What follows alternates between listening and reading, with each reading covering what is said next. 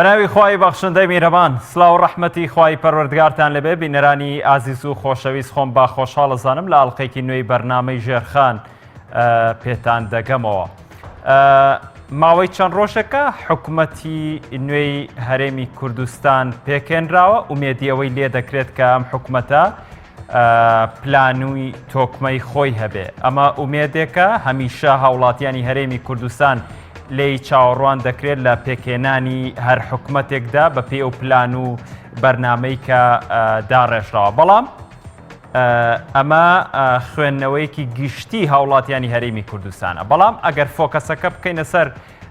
خودی پلان لە هەرێمی کوردستان و ئەو ئەرکەیەکەوێتە سەر بەرپرسانی دەستڕۆیشت و دەسەڵاتدارانی هەرێمی کوردستان بە تایبەت لای ئابووری ناسان، ئومێدەکە زۆر لاوازە. ئەوەی لی چاوەڕوان دەکرێت هەرێمی کوردستان خۆی ئێستا لە قەیرانێکی قەرزایە و هەروەها بەڕێوبەرانی حکومڕانی لە هەرێمی کوردستان زۆر کات ئەوە تەکید دەکەنەوە کە بەرەنگاری گەندەڵی دەبنەوە. بەڵام وەکو خۆشیان دانی پێدا دەنێن گەندەڵی زۆربەی سێکتەرەکانی حکوومەتی هەرێمی کوردستانی گرتوتەوە. ئەمەش کاریگەری سلبی لەسەر جۆری قەبارەی گەندەڵیەکە زیاد دەکە، هەروەها خودی چاکسازیەکەش لاواز دەکات. دوجاریش کاریگەری سلبی لەسەر ژێرخانی ئابووری دادەنێت. ئێمە ئەمانەوێت لەم بەرنامەیە میکانیزمەکانی چاکسازی لە هەرێمی کوردستان بە تایبەت لەم کابینێ چۆن ئەو میکانیزمانە جێبەجێ بکرێت بۆی کە چاکسازی بکرێت لەوەی کە چەند ساڵە گەندەڵێکی بەرفراوان لە سێکتەرەکانی حکومڕانی لە هەرێمی کوردستان بەدی دەکرێت. ئەم چاکسازی چۆن دەکرێت، بەکوێ دەکرێت، لەکوێوە دەست پێ بکرێت. ئەرکی حکوومەت، بەرپرسان، وەزارەتەکان، ئەنجومەنی وەزیران، پەرلەمانتاران، خودی هاوڵاتیان لەم چاکسازیە ڕۆڵەکان چۆن دابەش دەکرێن. ئایا ئەو ئومێدەی کە لی دەڕوانرێت ئومێدێکی گەورەیە یاخود ئومێدێکی لاوازە؟ ئێمە لەگەڵ میوانەکەم ئارا ئیبراهیم ڕۆژنامەنووسی ئابووری شەنوکەوی بابەتەکەمان دەکەین. بەڵام بەر لەوەی بچمە لای میوانەکەم چەند هەواڵێکی ئابووری هەفتەمان هەیە، دواتر بەردەوام بین لە پێشکەشکردنی بەرنامەکە. سەرەتا باسی نرخی نەوت دەکەین. نرخی نەوتی خاو لە بازاڕەکانی جیهان بە ڕێژەیەکی دیاریکراو بەرز بووە بەهۆی زریان و تۆفانی کەنداوی مەکسیک و کەمبوونەوەی نزیکەی نیوەی هەناردەکردنی نەوت لەو کەنداوە. نرخی نەوتی خاو لە بازاڕەکانی جیهان بە ڕێژەیەکی کەم بەرز بووە، بەڵام بەهۆی ئەگەری زیادبوونی ڕێژەی هەناردەکردن لە چەند مانگی ئایندە بەرزبوونەوەکە سنووردار بوو. بەپێی ئاژانسی ڕۆیتەرس ئەمڕۆ شەمە نرخی هەر بەرمیلێک لە نەوتی خاوی برند 20 سنت بەرز بووە و بەوەش نرخی برند لە 66.83 جێگیر بوو. نرخی یەک بەرمیل نەوتی خاوی تەکساسی ڕۆژاوای ئەمریکاش نزیکەی 1 سنت چۆتە سەری و بەوەش نرخی هەر بەرمیلێک لە 6.33 دۆلار جێگیر بووە. زریان و تۆفانەکانی کەنداوی مەکسیک کە مەترسی گەورەتربوونی لێ دەکرێت بۆتە هۆی کەمبوونەوەی ڕێژەیەکی بەرچاوی نەوتی خاو لە عەمبارەکاندا. بەپێی زانیاریەکانی دەستگای سەلامەتی و جێگیرکردنی ژینگەیی ئەمریکا لە 59 نەوتی خاوی ئەمریکا کە لە کەنداوی مەکسیکەوە ناردە دەکرا کەم بۆتەوە. ئەمەش لە کاتێکدا گرژی و ئاڵۆزی ئابوووریەکانی جیهان بە تایبەتی جەنگی بازرگانی نێوان ویلایەتە یەکگرتووەکانی ئەمریکا و چین هاوکات لەگەڵ زیاتربوونی ئاڵنگاریەکانی نێوان ویلایەتە یەکگرتووەکانی ئەمریکا و ئێران و وڵاتانی ئەوروپا سەرجەمیان کاریگەریان لەسەر هەڵکشان و داکشانی نرخی نەوتی خاو هەیە بە شێوەیەکی بەردەوە. هەواڵی دووەممان پێشبینی دابەزینی ئاستی بەرهەمهێنانی نەوتی وڵاتانی ئۆپێک دەکرێت. ئاژانسی نێودەوڵەتی وزە پێشبینی دەکات لە ساڵی 2020دا بەرهەمهێنانی نەوتی وڵاتانی ڕێکخراوی ئۆپێک ڕۆژانە 28 ملیۆن بەرمیل کەم بکات. ئەمەش لە دوای 3 مانگی بەر لە کۆتایی ساڵی 2023 نزمترین ئاستی دەبێت. لە راپۆرتی مانگانەی خۆیدا کە ئەمڕۆ بڵاوی کردەوە ئاژانسی نێودەوڵەتی وزە کە بارەگاکەی لە پاریسی پایتەختی فەڕەنسا ڕایگەیاند ساڵی داهاتوو بەرهەمی دەرەوەی ئۆپێک ڕۆژانە 2 ملیۆن و 100,000 بەرمیل زیاد دەکات. هۆکاریەوەش بۆ بەرزبوونەوەی زیاتری بەرهەمی ئەمریکایە. بەمەش خوازە سەر نەوتی ئۆپێک کەم دەبێتەوە. لای خۆشەوە ڕۆژی ڕابردوو ڕێکخراوی ئۆپێک ڕایگەیاند ساڵی داهاتوو خوازە سەر نەوتی وڵاتانی ئەندامی ڕێکخراوەکە 29 ملیۆن و 300,000 بەرمیلی ڕۆژانە، واتە 1,300,000 بەرمیل کەمتر لە 2019 کەم دەکات. کۆتا هەواڵی ئابووریمان تورکیا ڕایگەیاند کە هەوڵێک هەیە هەنگاو بە هەنگاو هەناردەی بەرهەمی کشتوکاڵی بۆ عێراق قەدەغە بکرێت. عەبدولقادر گولاچی ئۆغڵۆ سەرۆکی دەستەی پیشەوەرانی بەرەمێنەری ماکەرۆنی تورکیا ڕایگەیاند دەنگۆی ئەوەمان بیستووە کە لە عێراق پلە بە پلە ڕێگری دەخرێتە بەردەم سەرجەم بەرەمە کشتوکاڵیەکانی تورکیا. عەبدولقادر گولاچی ئۆغڵۆ سەبارەت بە سنووردارکردنی هەناردەی ماکەرۆنی لە تورکیاوە بۆ عێراق لە لایەن کاربەدەستانی عێراقەوە وتی ئێمە پێمان وایە بڕیارەکە سیاسیە. گولاچی ئۆغڵۆ و تووشێتی ڕەنگە پلانێک هەبێت پڕکردنەوەی پێداویستیەکانی عێراق لە ماکەرۆنی لەلایەن ئێرانەوە. ئەو بەرپرسەی کەرتی بازرگانی تورکیا گەشتبینیشی نیشاندا لەوەی ئەو کێشەیە بە هەوڵی سەرۆکایەتی کۆمار وەزارەتی دەرەوە وەزارەتی بازرگانی تورکیا تێدەپەڕێت. بە پێی زانیاریەکانی عەبدولقادر گولاچی ئۆغڵۆ ئێستا تورکیا بە بڕی ملیارێک و 600 ملیۆن دۆلار بازرگانی کشتوکاڵی لە عێراق و دوجار لەگەڵ هەرێمی کوردستاندا دەکات.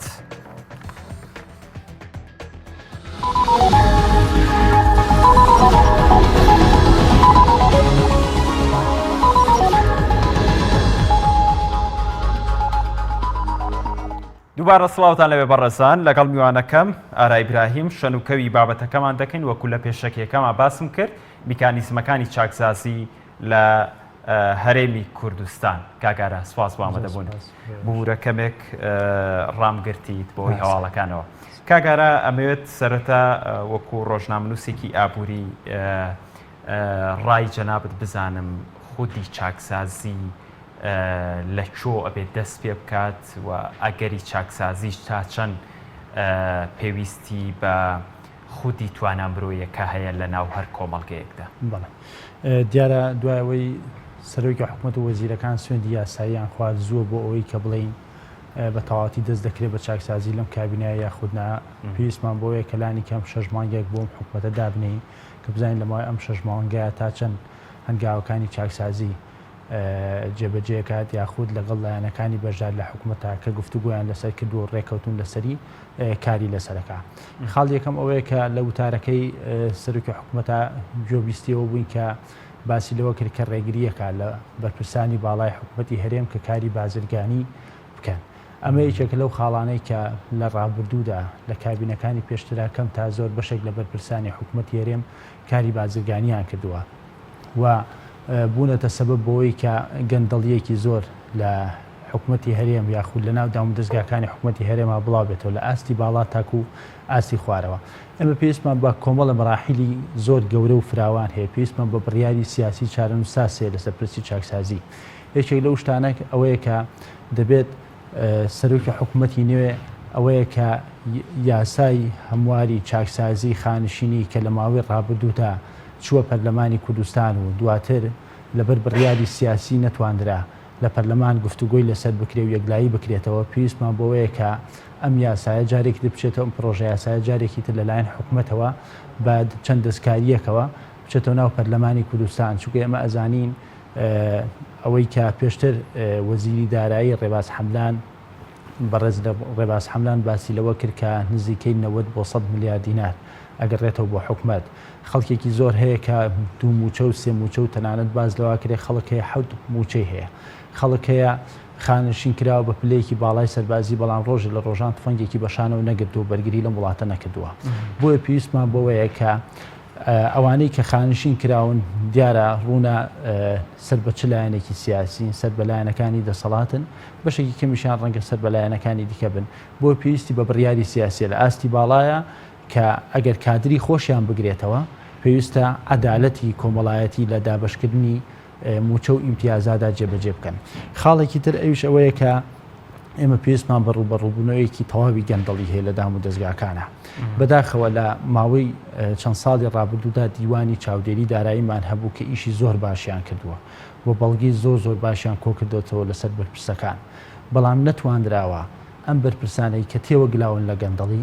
بە تەواوەتی بدرێنە دادگا و ئاشکرا بکرێن بۆ کۆمەڵانی خەڵکی کوردستان چونکە ئێمە ئەبینین کە وەکو ڕۆژنامەنووسان بە دوواداچوون لەسەر ئەو کەیسانە ئەەکەین بەڵام کەمترین زانیاری دەسەکەی لەو بوارەیە و خاڵێکی ترەویش ئەوەیە کە دەستەی دەستپاکی هەرێمی کوردستان هەموو 4 ساڵ جارێک فۆرم پڕکاتەوە بە بەرپرسانی باڵای هەرێمی کوردستان کە بزانێ سەرۆت و سامانیان چەند بووە وای دوای 4 ساڵەکە سەرۆت و سامانیان گەیشتۆتە چه ئاستێک بەڵام نەمان بینی ئەم بەراوردکاریە لە ڕاگەیاندەکانە ئاشکرا بکرێت کە بەرپرسێک پێشتر چەنی هەبووە ئێستا بۆتە خاوەنی چەند بۆیە پێویستمان بە بڕیارێکی سیاسی جەریئەیە چاکسازی ئیرادەیەک و نیەتێکی باشی ئەوێ کە بەرگی حیزبایەتی دابدرێت لەم کابینەیە ئێستا توانرێ ئەو نیێتە پراکتیزە بکرێت دەتواندرێ بەڵام مەبستم لەوە بوو لە پێشێکێکە باسم کرد کە بێ مۆڵەتێک بدەین بۆم کابینە نوێیە چونکە ئێمە زانین دەمچاوەکان بەشێکی زۆریان گۆڕاون و قسەکانیشیان کە لە پەرلەمانی کوردستان کردویانە زۆر جەخلەوە ئەکاتەوە کە بەڕێز مەسعود بارزانی باسی لەوە کرد کە باسی ئەو ناکات کە هەوڵ دەدەین بەڵکو ئەڵێ دەیکەین بۆیە ئەبێ ئەم دەیکەینە بەرجەسە بکرێت لە واقعە ئێمە لە 6 مانگی یەکەمە هەم ڕۆژنامەنووسان هەم پەرلەمانتاران هەم خەڵکی کوردستان بەڕاستی ئەبێت چاودێریی وردی کابینەی نوێی حکوومەتی هەرێمی کوردستان بکات و خاڵێکی زۆر جەوهەری ئەویش ئەوەیە کە لە کابینەکانی ڕابردوودا هەمومان گلەی ئەومان هەبووە کە ئەم حکوومەتانە یەک لە دوایەکانی پێشوو ناشەفافێتێکی زۆر لە داهات و خەرجەکانیان هەبووە بۆیە پێویست بەوە ئەکات کە کابینەی نوێ بە تەواوەتی دەست بخاتە سەر ئەو برینە کە برینێکی زۆر قوڵە کە پێویستمان بەوەیە لە داهاتی نەوت لە داهاتەکانی ناوخۆ لە سەرجەم خەرجی و ئەو داهاتانی کە دەست حکوومەتی هەرێمی کوردستانەکەوێ سەرچاوەکانیان لەکوێوەیە پێویستمان بەوەیە کە شەفافێتێکی زۆر باشە بێ باش کاگارە ینی ئێمە بینین لە ئێستای پەرلەمانی کوردستان و تەنانەت پێکێنانی حکوومەتی هەرێمی کوردستانیش تەوافقی سیاسی هەیە خودی ئەم تەوافقە سیاسیانە دەوترێت جۆرێک لە جۆرەکان بۆ یەکتر پۆشینی ناشەفافێتی لایەنە سیاسەکانە ئێمە بینین سێکوت لە ڕێکەوتنی سیاسیان هەیە بۆ پێکێنانی حکوومەت و دوجار حکومڕانی لە هەرێمی کوردستان ئەم سێکوت ئەتوان هەموو بڕیارێک تێپەڕن هەموو پرۆژه یاساک تێپەڕن ئەتوانن بەهۆی تەوافقی سیاسی یەکتریەوە زۆر شت چاوپۆشی لە یەکتر بکەن و دەسەڵاتیشیان لەناو پەرلەمانە زۆرە و کورسیان هەیە پێدوانی ئەمە خودی خۆی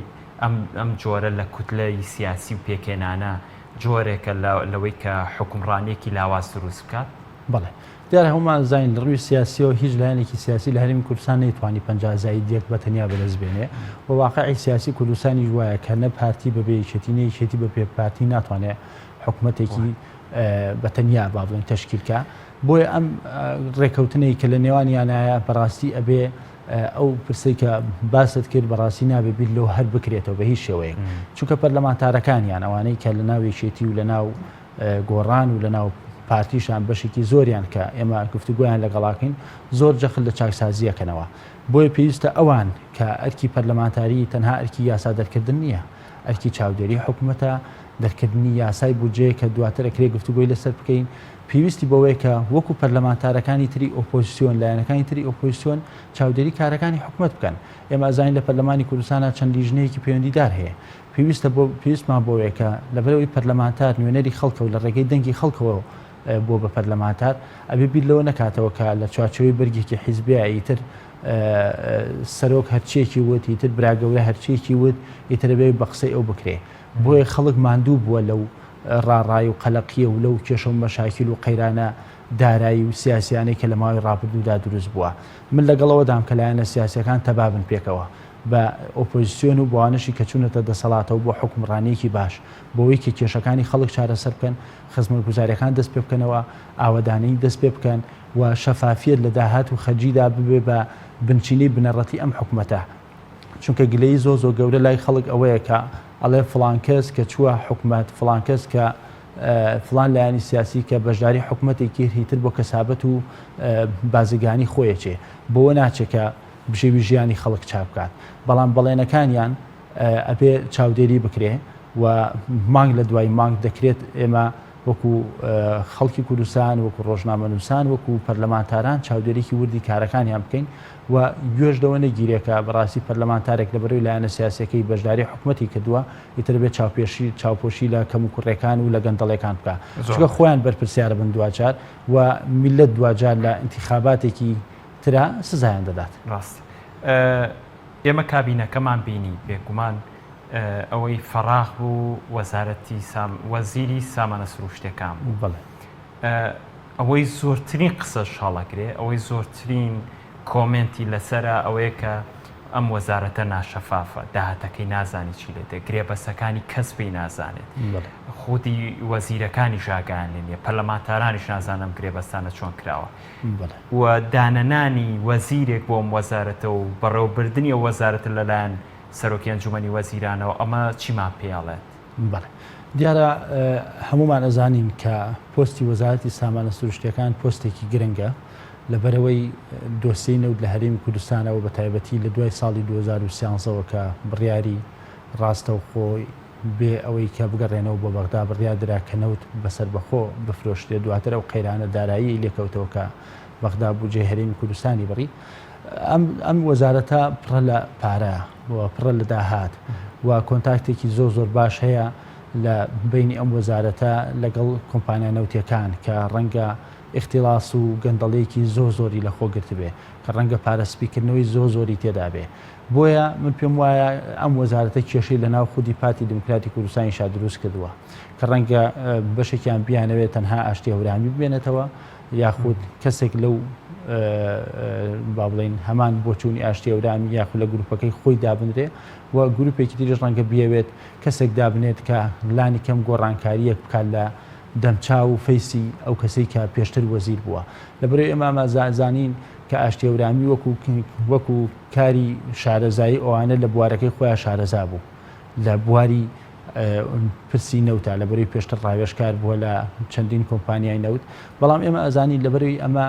پێویستی بە بڕیاری سیاسی هەیە ئەبێ ئەو کەسەی کە دانرێت بۆ وەزارەتە هەچ کەسێ بێ و هەچ ناوێکی هەبێ سەر بە هەچ لایەنێکی سیاسی بێ و لە ناو هەر گروپێک هابێ پێویستی بۆەوەی کە ئەوەی کە لە ڕابردوودا کراوە لاپەڕەکانی جارێکی در هەڵبدرێتەوە و ئەو گرێبەستانەی کە لە ڕابردوودا کراوە لەگە کۆمپانیاکان کە گرێبەستی هاوبەشن کە ئەمە خەڵقێکی گەورەی زۆر یاسایی تێدایە لەبەرەوەی بیرەنەوتەیە لە هەرێمی کوردستانە بە تەواتی فرۆشراوە بە وڵاتێک لە سایبیستی بۆ حکوومەتی هەرێمی کوردستان ماوەتەوە ئەمە خەتەرێکی گەورەیە بۆ نەوەکانی ئایندەی هەرێمی کوردستان ئەتوانین بڵێن مناڵی من و تۆ و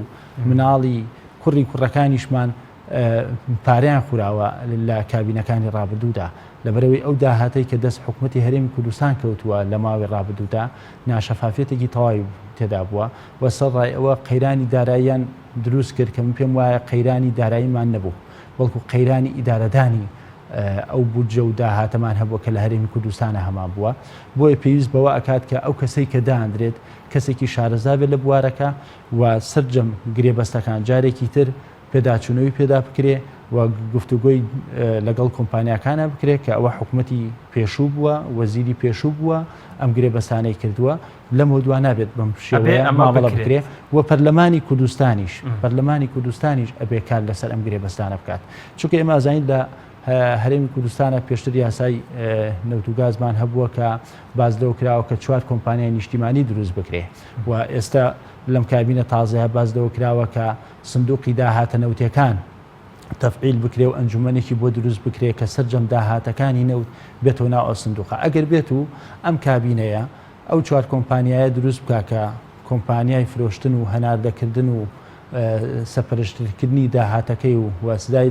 چاودێریکردنی گرێبەستەکانە من پێم وایە دەتوانرێت لەگەڵ ئەو ئەنجومەنی داهاتەیە کە قەرارە دروست بکرێت داهاتە نەوتیەکان قەناعەتم بۆەوەیە کە جۆرە لە جۆرەکان تا ڕادەیەک ئاسۆی شەفافیە لەو وەزارەتەیە ئەتوانین بەدی بکەین بەڵام هەتاکو ئەمە نەکرێت بە قسەکردن و بەوەی کە ئێمە بڕیار دەدەین کە شەفاف بین و بەڵام لەو لاوە دیزە بە دەرخۆنەی دۆسیەکان بکرێ بە تایبەتی ئەبێ هەموو ئەو کەسانەی کە لەم دۆسیانەوە تێوەگلاون ئەبێ دادگایکی عادیلانە هەبێ ئەمڕۆ بەیا سبەینێ بێ دادگایی بکرێن چونکە ناکرێت پارەی ئەم میلەتە بەزایە ڕۆیشت بێ و سپیکردنەوەی تێدا کرابێ و گەندەڵی تێوە کرابێت. زۆر باشە بەڵام ئەمانە هەموو قسەی تەواو و علمین بۆی کە چاکسازی بکرێت گەندەڵی نەبێ ئەوانە بەڵام چاوەڕوانی تۆکو ڕۆژنامەنووسێکی ئابووری بۆ ئەم حکوومەتە ئەوترێت تەنانەت بەشێک لە چاودێرانی سیاسی ژەم قساکەن ئەوترێت لەبەر ئەم پۆستە زۆرترین پارە لە خۆگرێت لەوەیە بۆ ئەم 4 ساڵە هەر وەزیری نەبێت بڵێ تا چەندەم ڕەئیە زاڵە ئێمە ناتوانین ئەو پێشبینیە بکەین بەڵام ئەگەر شتێکی واژ بکرێت من تەسەوڕەکەم کە تەنها بۆ بێت کە ئەنجومەنێک جۆرە لە گروپێکی ڕاوێژکاری بۆ دروست بکرێت تاکو ئەوەی کە لە ناو پارتی دموکراتی کوردستانە ئەم پۆستەیەک لای یەکاتەوە چکە پێشتر باسم کرد کە ئەم پۆستە کێشەی لەسرە و چەندین خیار باس کراوە چەندین ناو باس کراوە لە ڕاگەیاندنەکانە کە خۆمان بەرگێمان کەوتووە کە فڵان کەس دانرێ فیسار کەس داناندرێ بۆیە من قەناعەتم بەوەی ئەگەر بێت و سەرۆکی و حکومەتی سەرپەرشتی ئەمە بکە و گروپێکی ڕاوێژکاری هەبێ بەڵام گرنگەوەیە تۆ شەفافیەتە هەبێ لەم وەزارەتەیە ئێتە کێشە نییە فەیسی ئەو کەسە دەمچاوی ئەو کەسە چێە ئێمە قەناعەتمان بەوەیە کە دەکرێت ئیش لەسەرەوە بکرێ کە وەزارەتی سامانە سروشتیەکان شەفافیەتێکی تەواوی هەبێ و پەرلەمانی کوردستانیش کە ئەرکی چاودێریکردنەیەکێک لە کارەکانی چاودێریکی تەواوی داهاتی نەوت بکات چونکە ئێمە ئەزانین نەوتی هەرێمی کوردستان ئەوەی کە دەفرۆشرێ بە بۆری زیاتر ڕۆژانە ئەفو مانگانە 700 میلیۆن دلار داهاتەکەیەتی بێجگەلەوە 150 میلیۆن دلار نەوت ئەدرێ بە پاڵاوگە نەوتەکان و زائیدەن نەفتامان هەیە ئێمە لە هەرێمی کوردستانە و بێجگەلەوە داهاتی ناوخۆیمان هەیە کە باز لەوا کرێت سەر و 160 میلیۆن دلارمان هەیە و بێجگەلەوە داهاتی دەرمان و جگەرەمان هەیە کە هیچ کەسێک باسی ناکا خۆی لە قەرەی نایات کە ئەمانە نازانرێ ئەم داهاتانە ئەچنەوە بۆ کوێ بۆیە پێویستمان بەوەیە کە چاودێریەکی جدی لەسەر ئەم داهاتانە هەبێت چونکەوەی کە ئێمە بەدادا چوومان بۆ کرد داهاتەکانی هەرێمی کوردستان زیاتر لە 1 میلیارد دلار و بێجگەلەوەی کە لە بەغداشەوە ئێستا بە پێ ڕێکەوتنێک لە یاسای بودجەی 2019 مانگانە 454 میلیارد دیناری موچەی فەرمانبەرانمان بۆیە ئەم پارانە وجودی هەیە بەڵام حکوومەتی هەرێم بەهانەکەی ئەوە بووە کە قەرزاری حکوومەتێکی قەرزارە وەکو سەرۆکی حکوومەتی نوێژ باسی لەوە کرد کە حکوومەتێکی قەرزاریان وەرگرتووە بەڵام کەس نازانێت ئەم قەرزانە لە پێناوی چیا کراوە لە چیدا سەرف کراوە کەم بۆ خۆم قەناعەتی تەواو بۆم قەرزانە نییە ئەوم پێم وایە جۆرێک لە پارەسپیکردنەوە ڕەنگە تێدا بێ ڕەنگە بەشێکیشی پارەی پاشە کەوتکرای موچەی فەرمانبەران بێ کە باز لەواکرێ 8 میلیارد دلاری فەرمانبەرانیان لایە ئەینا غێری ئەوە من متمانم بە هیچ قەرزێکی تر نییە پێشوو کرد بێتی زۆر باشە زۆر کات باسیەوەکەن کە ئەم قەرزانە لە واقعابوونی نییە و تەنها جگە لەو پاشەکەوتەی موچەی فەرمانبەران ئەمە قسە زۆر هەڵەکرێت بەڵام ئەمەیە بپرسم کە دەوترێت بەس وەزارەتی سامانە سروشتیەکان نییە ناشەفافێتیایە زۆر دوور نەڕۆین حکوومەتی عێراق موچەی 6 مانگی نردووە وەزارەتی دارایی موچەی 3 مانگی یاوە ئەمە بۆ چۆن نەتوانن لە کاتێکدا ئەم پارەی هاتووە بەڵام ئەمان 3 موچە ئەدەن 6 مانگی شاتووە ئەم حکوومەتە ینی چۆن نەتوانێت ئەم پارەیە بداتەوە لە کاتێکدا خۆ حکومە نایە 3 مانگی کە بنێرێتەوە بۆ هەرێمی کوردستان بەڵێ دیارە ئەو پارەی کە لە بەغداوە دێ 454 میلیارد زایدەن وەزارەتی سامانە سروشتیەکان مانگانە 378 میلیاری یاوە بۆ وەزارەتی دارایی وەزایدەن 22 میلیاری هاوکاری وەزارەتی بەرگری ئەمریکا بۆ هێزەکانی پێشمەرگە ئەمەیان داوە بە موچە کە باز لەواکرێ 881 میلیارد دیناریەوێ کێشەی گەورەمان ئەوەیە کە ناشەفافیەت هەیە یعنی ئەو پارەیە کە تۆ زیاتر لە ملیارێک دلار داهاتە هەبێ بەڵام تۆ 300 بۆ 400 میلیۆن دلار نادێ بە حکوومەت ئەوی تری چی لێ هاو ئەوەی کە من بەرگوێم کەوتووە و گفتوگۆشم لەگەڵ بەڕێز ڕێباز حەملا ناکردەوە وەکو وەزیری دارایی باسی لەوە کردەوە کە ماگانە 250 میلیۆن دلار قەرزە دەنەوە حکوومەتی هەرێم قەرزە داتەوە بەڵام نازانین ئەم قەرزە بۆ چییە و پێشتر چەند پەرلەمانتارێک باسییان لەوە کردووە کە لەم مانگەدا مانگی تەمموز قەرزەکانی تورکیا کۆتایی پێت لەلایەن حکوومەتی هەرێمەوە بەڵام ئیتر نازانین ئەم قەرزە بۆچی کراوە لە پێناوی چیا کراوە بۆ موچەی فەرمانبەران بووە نەخێر بۆ پرۆژەیەکی استراتیژی بووە کە 2,000 گەنجی ئەم وڵاتە کە دەرچووی زانکۆ و پەیمانگاکان و دابمەزرێن لەو کارگە و کارخانەیە و لەو پرۆژە استراتیژیان نەخێر ئەبێ پێمان بڵێن بۆیە ئێمە گومان و علامەتێکی ئیستیفامی گەورەمان لەسەر ئەو قەرزانە هەیە کە حکوومەتی هەرێم باسی کردووە ڕاستە ئێمە تووشی قەیرانێکی دارایی بوون بە بۆنەی هەناردەکردنی نەوت بە شێوەی سەربەخۆ بەڵام خۆ دەبێت حکوومەتی ڕابردوو پێی بووتی نایە کە لە ساڵی 2015 من ئەمەندە قەرزم کردووە لە فلان وڵات و لە فلان کۆمپانیای ناوخۆی یاخود دەرەکی و ئەمە داهات و خەرجەکانمە ئەوە لانی کەم پەرلەمانتارانی کوردستان ئاگاداری بوونایە بەڵام بەداخەوە ئەم شتە هەم لە پەرلەمانتارانی کوردستان کە نوێنەرەی خەڵکن و هەم لە هاوڵاتیانی کوردستانی شاردراوەتەوە تەنانەت ڕەنگە لە ناو حیزبە سیاسیەکانیشا چەند کەسێک بە پەنجەی دەست ئەژمێردێن بزانن ئەم پرسە بە چی گەیشتووە و چی لێ هاتوو پارەکە چۆن دیزە بە دەرخۆ نەکراوە بۆیە پێویستمان بەوەیە کە حکوومەتی نوێ شەفافیەتێکی تەواوی لە هەموو ئەم پرسانەیە هەبێ من حەزم کرد ئەوە ئاماژە پێ بکەم ئێستا هەر وەزارەتی ساوەند سروشتەکان یەکە ناشەفافیەتی تایە وەزارەتی پێشمەرگە ناشەفافیەتی گەورەی تایە دنیای خەڵکی عەسکەری بە خانشین کراون بە پلەی باڵا هیچیشیان مستحقی ئەو موچەیە نین ڕاستە وەکو قانونی بە قانونی بۆیان کراوە بەڵام لە واقعە هیچیان شایستەی ئەوەنی لەبەر ئەوەی کە کادری حیزب بوون لەبەرەوەی لە ڕابردوودا پارتی وێچێتی بۆی کە زۆرترین لایەنگر و کادر لە دەوری خۆیان کۆبکەنەوە هاتن هەموو ئەم خەڵکانیان تەعین کرد کە زەرەرێکی گەورەیان لە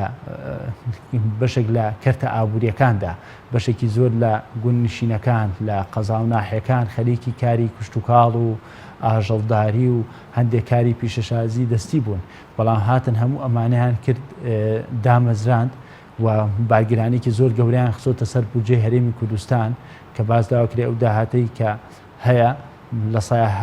75 بۆ 80 ئەڕوا بۆ موچە بەشێکی کەمی بۆ خەرجەکانی حکوومەت ئەمێنێتەوە کەواتە بێ خۆیان چارەسەریکەن ئەوان ئێستا براگەورن لە ناو کابینەی نوێی حکوومەتی هەرێمی کوردستانە و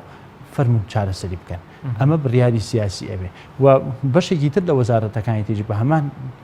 کێشەیانەیە هەمان باڵین گەندەڵی ئالوودەی کردوون یعنی جۆرە لە جۆرەکان بەشێک لە بەرپرسەکانی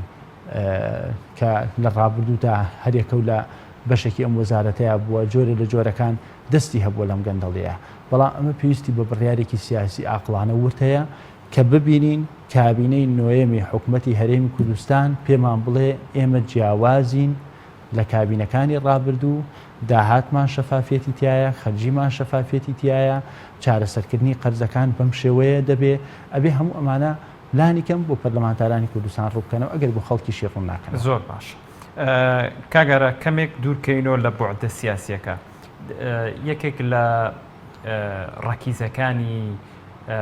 ژێرخانی ئابووری هەر وڵاتێک بۆی بەهێز بێت فرە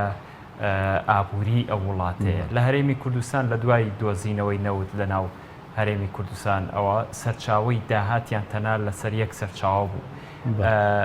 دەوترێت ئێستا پەشیمانن لەو حاڵەتە میکانیزمی ئەم چاکسازی کە ئەم بوعدی بیرکردنەوە و جۆرێک لەوەی کە داهات فرە چەشنە بکرێت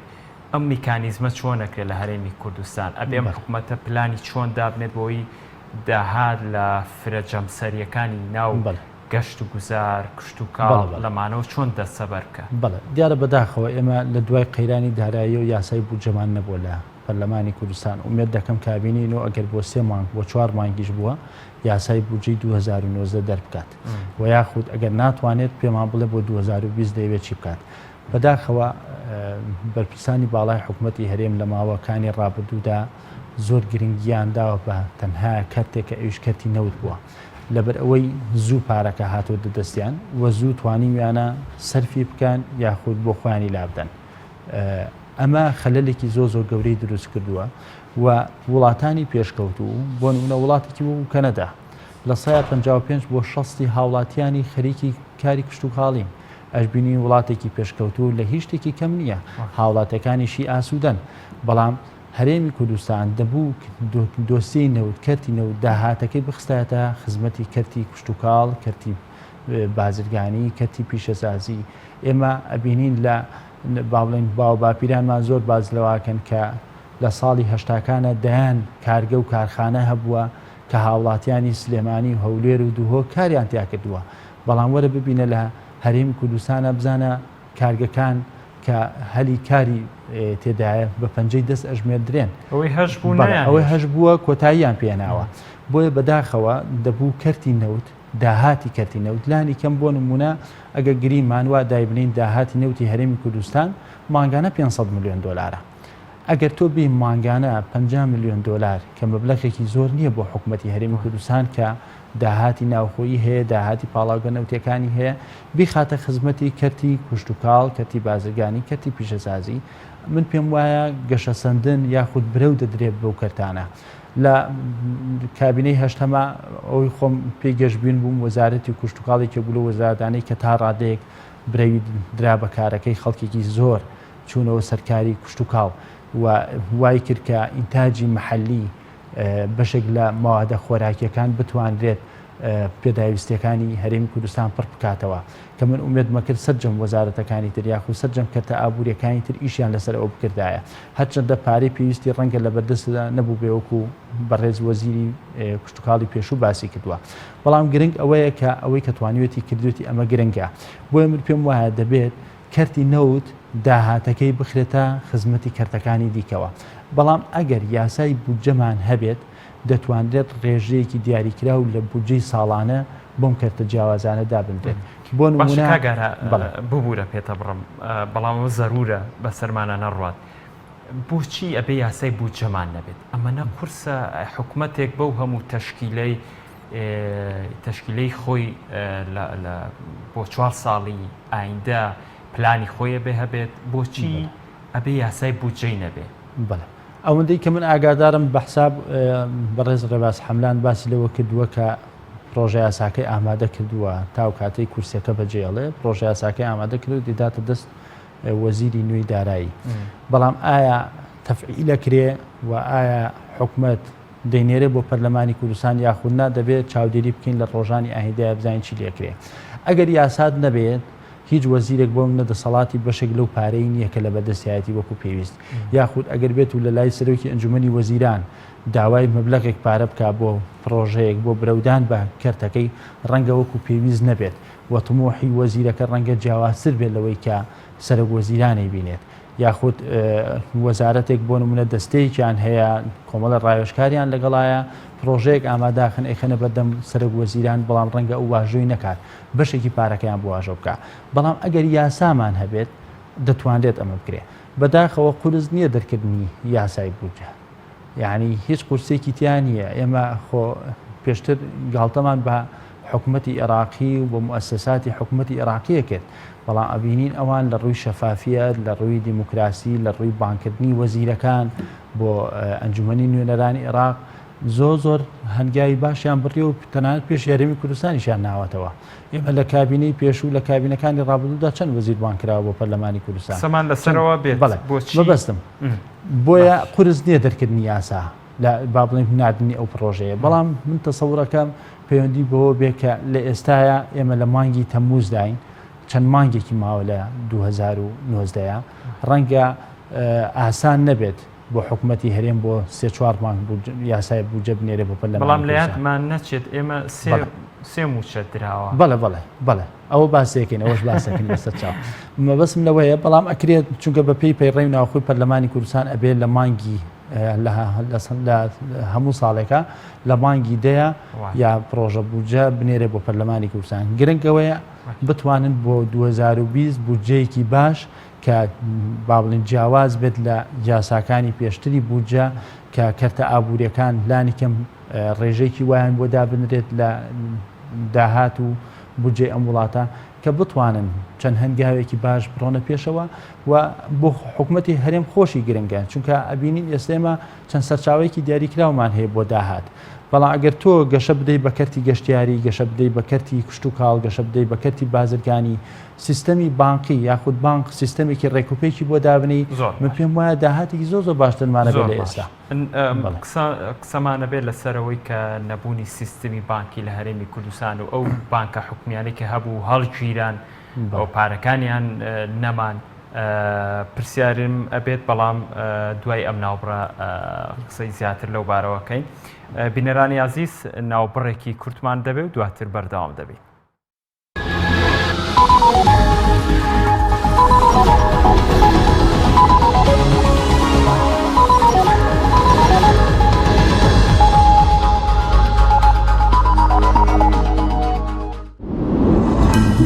تۆپ ئارت تاکە بریکاری تۆڕی میدیایی کۆمەڵ بۆ دروستکردن و بڵاوکردنەوەی ڕیکلام تۆپ ئارت. ئایا تا ئێستا بیرت لەوە کردوتەوە کە ئینتەرنێتێکی بێسنوور بەکاربێنیت یان بیرت لەوە کردوتەوە کە بۆ هەفتەیەک یان 2 هەفتە ئینتەرنێتی بێسنوور بەکاربێنی سەرڕای هەموو ئەمانە تا ئێستا بیرت لەوە کردوتەوە کە بۆ یاریە ئەلکترۆنیەکان ئینتەرنێتی بێسنوور بەکاربێنیت بێگومان نەخێر فانسی نێت هەموو ئەم کێشانەت بۆ چارەسەر دەکات تۆش دەتوانیت بۆ ماوەی هەفتەیەک یان 2 هەفتە یان مانگێک بەردەوام بێسنوور لەگەڵمان بیت ئێستا خزمەتگوزاریەکانمان لەم شوێنانە بەردەستە سلەیمانی شار باژێر شارە زوور هەڵەبجە سەی سادق عربەت پێنجوێن بازیان تاسڵوجە و زرگوێز فانسی نێت هەمیشە ئینتەرنێتی بێسنوور چاڤیلاند ئەگەر کەسێکیت لە ژیاندا حەزت لە مجازەفە و بینینی دیمەنی سەرنجڕاکێشە و هەروەها حەز بە بینینی کەسایەتیەکانەکەیت و باشترە سەردانی ماڵی ترسناک و مۆزەخانەی مۆم بکەیت لە چاڤیلاند. چاڤیلاند گەورەترین پرۆژەی گەشتیاری لە هەموو عێراق. سەنایز هەمیشە بە تامێکی تازەی میوەکان لە هەناوی سروشتەوە پێشکەش بە ئازیزانتی بکە.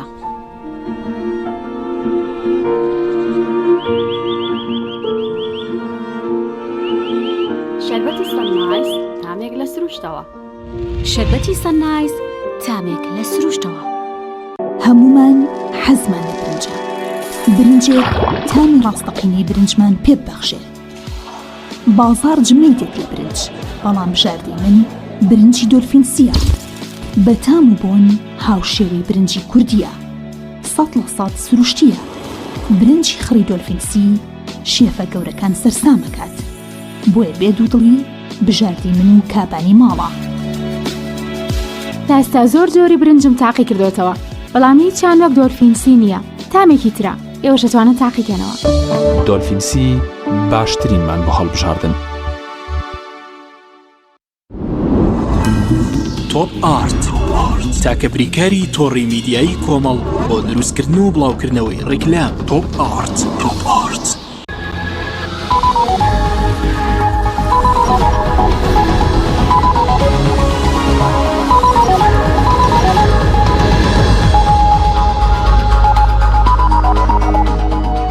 دوبارە سڵاوتان لە بەبینەرانی ئاسیس. کاگارە پێش ناو بڕەکە ویسمان قسە لەبارەی سیستمی بانکیەوە بکەین. ئێمە بینیمان لە هەرێمی کوردستان بەر لە قەیرانی دارایی لە زۆرێک لە پارێزگاکانی هەرێمی کوردستان بانکی حکومی هەبوو و جێگەی متمانی هاوڵاتیان بوو پارەکانیان تێداهانە. بەڵام ئێستا چەند بانکێکی ئەهلی هەیە و پێشانەوترێ قۆڕەکاریکی زۆری لە دارایی ئەم وڵاتە لەو بانکانەیە کە مەسئولی گەورەیان لە پشتە. یعنی نەمانی بانکی حکومی و ئەو نەبوونی متمانەی هاوڵاتیان لەوەی کە پارەکانیان لە بانکەکانەدانێت تا چەند کاریگەری لەسەر چاکسازی ئابووری لە هەرێمی کوردستاندا دەدەن. کە حکوومەتی هەرێم ئەعلانی قەیرانی دارایی کرد بانکەکان ئەو پارەی کە هاوڵاتیان ئامادە بوون پارەیان تیادانا لە جاتەوەی کە لە ماڵەوە دایبنێن یا لە شوێنێکی تر حکوومەتی هەرێم هاو دەستی بر بۆم بانقانە هەم بانقە ئەهلەکان هەم بانقە حکوومیەکان کەمە بەڕاستی کێشێکی زۆر گەورەی دروست کرد. بۆ ئەوەندەی من ئاگادارم نزیکەی 2 بۆ 3 تریلیۆن دینار کە هەندێک باز لە زیاتری شەکەن کە لەو بانکانە دەرکراوە. بەداخەوە ئێستا بانقەکان ئەوەی کە لە هەرێمی کوردستانە هەیە تەنها وەکو وێزگەیەک وایە کە فەرمانبەران ئەچن موچەکەی لێوەرەگرتن و تەواو. ئەوەی تیانە کە بۆ نمونە مستەسمیرێک بۆ نمونە بیەوێ پرۆژەیەکی هەبێ پرۆژەیەکی استراتیژی گەورەی هەبێ بتوانێت لەم بانقە بەشێک لەو بودجێ یاخود لەو پارەی ڕابکێشێکە بۆ مەشروع و پرۆژەکەی داناوە. بانق لە هەموو وڵاتێکە شوێنی ئەوەیە کە تۆ حرەکەی پارەی تیابێت حرەکەی جوڵەی بازار دروستەکات چونکە بانق. بەڵام بەداخەوە بانک نەیتوانی ئەو بکات لە هەرێمی کوردستان بۆی پێویستمان بە سیستەمێکی زۆر باشە. ئێستا بۆ نمونە ئێمە کە هەموو جارێک لەی ئەوەکەین کە حکوومەتی هەرێمی کوردستان با گفتوگۆکانی لەگەڵ حکوومەتی عێراقیا دەست پێ بکاتەوە بەشێکی زۆری بۆ هاوڵاتیان باشە. خۆ ئێمە تەنها کە نەو تەسلیمەکەین هەرەومان دەست ناکەوێت کە بەشێک لە بودجەما بۆ بێ. هەندێک بانقێ لە حکوومەتی عێراقی پارەیان بەقیز بە فەرمانبەرانیان بەوانەی کە خانویان نییە بەوانەی کە ئۆتۆمبیلیان نییە و بە شێوی جیاواز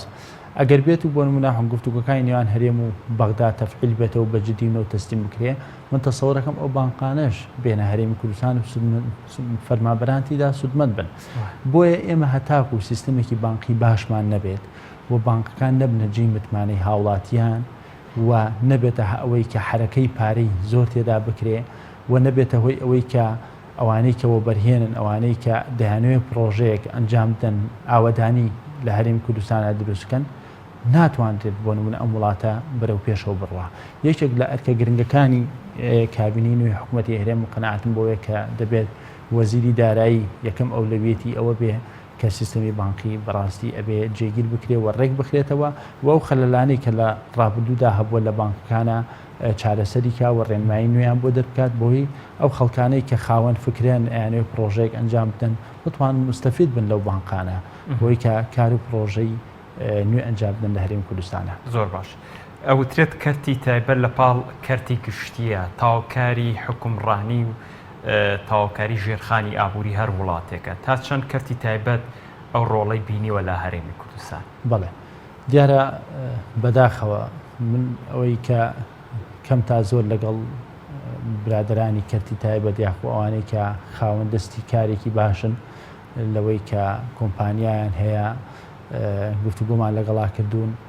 گلەی زۆریان لە حکوومەتی هەرێمی کوردستان هەیە و تا ڕادەیەک ئەتوان بڵم زویربوونێک هەیە. ئێمە زانی دواوی کە حکوومەتی هەرێم لە 2014 قەیرانی دارایی دروست کرد کەرتی تایبەت بە تەواوەتی کشانەوەی خۆی ڕاگەیاند و بەشێک لەوانی کە خاوەنی کۆمپانیا بوون لە هەرێمی کوردستانە ئیفلاسی مادی گەورەیان کرد و بەشێکی زۆر لە پارەکانیان کەوتە لای حکوومەت تووشی قەرزاری بوون تووشی دەیان کێشەی کۆمەڵایەتیش بوون لە پاڵیا بۆیە لە ماوەی 4 ساڵی ڕابردوودا 4-5 ساڵی ڕابردوودا زیاتر لە 175,000 هەلی کار کە لە کەرتی تایبەت کاریانە کرد دوورخرانەوە کە ئەمە وای کرد بێکاریش لە هەرێمی کوردستان کەم تا زۆر دروست بکات. بۆی من پێویستمان بۆیە کە حکوومەتی نوێ بەڕاستی گفتوگۆی جددی لەگەڵ کەرتی تایبەتا بکات وەک چۆن ئەچێ گفتوگۆ لەگەڵ تورکیایەکە لەسەر دۆسیی نەوت وەک چۆن گفتوگۆ لەگەڵ عێراقاکە لەسەر چارەسەرکردنی کێشاڵ بە سێردراوەکانی پێویستی بەوەیە کە گۆشەیەکی زۆر باش با بڵین فۆکسێکی زۆر باش بخاتە سەر کەرتی تایبەت لەم وڵاتەدا چونکە ئێمە ئەزانین ئەو وڵاتانی کە پێشکەوتن وڵاتێکی وەکو سنگافورە وڵاتێکی وەکو مالیزیا و چەندین وڵاتانی تر کە لە دەوروبەرمان هەن خۆ تەنها حکومەت نەبووە پرۆژە و مەشاریعی استراتیژی هەبێ ئەوانە کەرتی تایبەت بوون. یعنی من ئاگادارم پرۆژەی استراتیژی زۆر گرنگ هەیە کە پرۆژەیەکی گەشتیاریە لە قەزای دوکان کە پرۆژێکی گەشتیاری نوێ لەلایەن سەرمایەدارێکەوە جێبەجێ بکرێت بەڵام لەبەرەوەی کۆمەڵی کێشە و گرفتی هەیە کە پێویستی بەهۆی حکوومەت هەستێ بە چارەسەرکردنی پرۆژەکە تاکوی ئێستا وەستاوە کە پێشت باز لەوە کراوە لە ساڵی 2018 دەست بە جێبەجێکردنیەکرێ. بۆیە پێویستمان بۆیە حکوومەتی هەرێم تۆزێ بە خۆداچوونەوەی جددی بکات لە هەموو کارەکانی ڕابردوودا هەموو ئەو کێشانەی کە هەبووە بە فعلی بەکردداری پەنجە بخاتە سەری و چارەسەری بنچینەی یان بکات چونکە ئێمە ئەزانین بەشێک لەوانەی کە خاوەن سەرمایە بوون لە هەرێمی کوردستانە چون سەرمایە گوزاریەکەن لە وڵاتانی دەوروبەر لە وڵاتانی عەرەبی کە تۆ ئەو سەرمایە ئەچێتە دەرەوە کێشەی زۆر گەورە بۆ هەرێمی کوردستان دروستەکە لە باتیەوەی هانی سەرمایەداران بدەین بێن ئیش بکەن بەڵام ئێمە هاتین دوورماخستنەوە بۆیە پێویستمان بۆیە کە کۆڕ و سیمیناری زۆر باشیان بۆ ئەنجام بدێ دیبێتی زۆر باش ئەنجام بدێ بۆ کەرتی تایبەت لەگەڵ حکوومەتە چونکە کەرتی تایبەت خاوەن سەرمایەیەکە کە ئەوەندەی کە ئێمە ئاگاداربین زیاتر لە 20 بۆ 25 ملیاردێر لە هەرێمی کوردستانە هەیە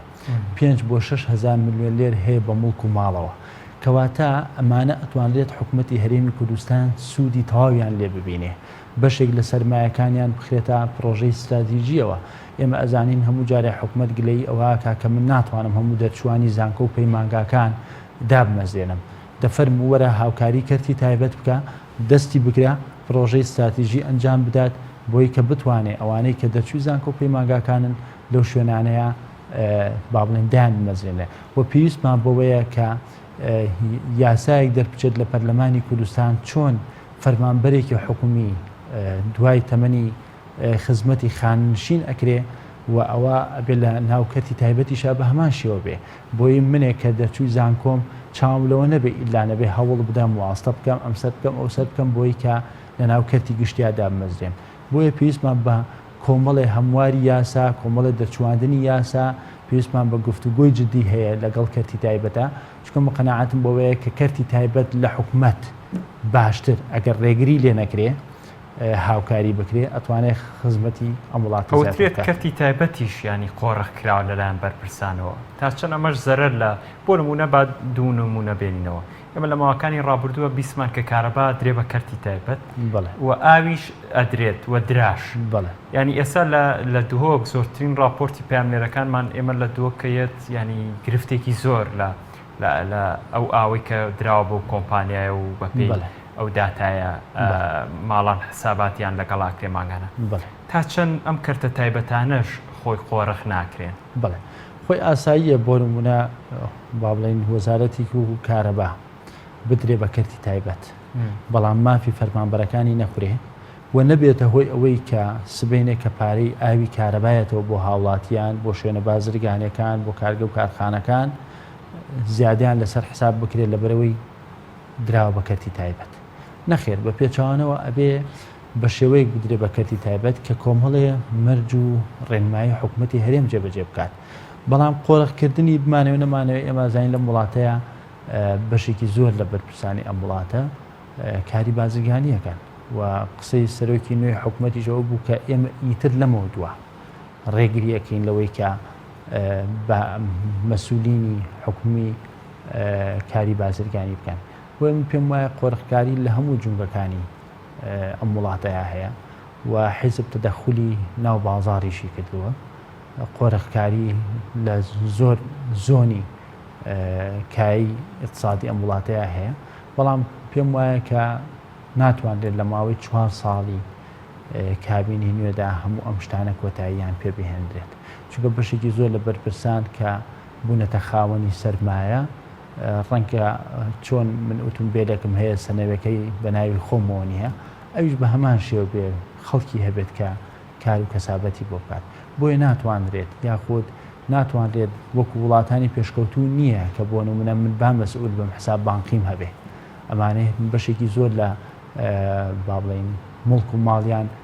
بە ناوی خۆیانەوە نییە بۆیە ئاسان نییە لە ڕووی یاساییەوە حکوومەتی هەرێم ڕوبەڕووی هەموو ئەم قۆڕخکاری و گەندەڵیانت بێت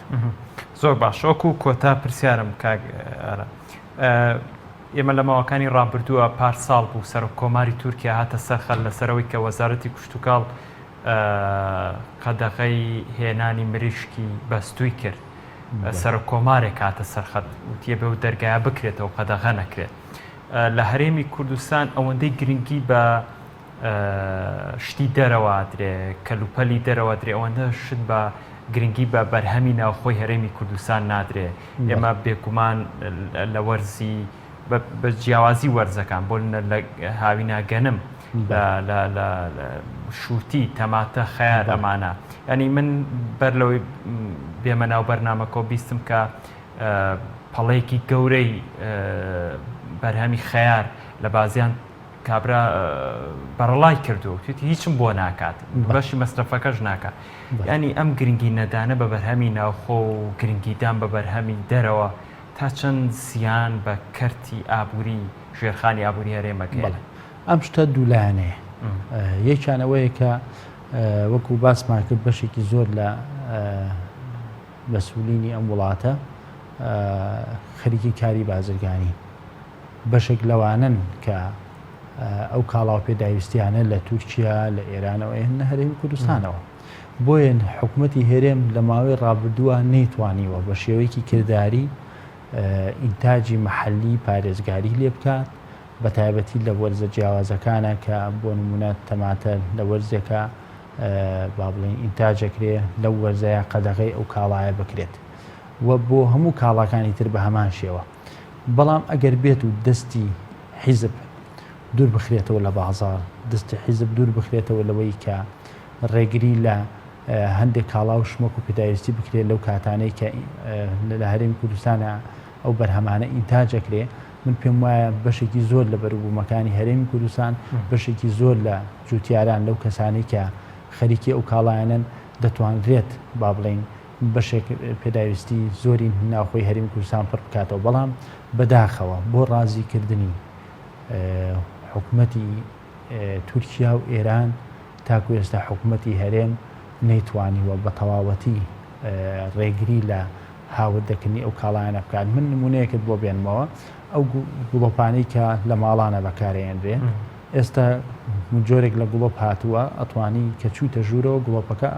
هەڵەپێ کە هایتە دەرەوە دەرگاکە و داخچ گوڵۆپەکە گوژێتەوە بەڵام دێن هەندێک کاڵا ئەهێنن بۆ هەرێمی کوردستان کە هەم زەرر لە خۆیان ئەدات وەکو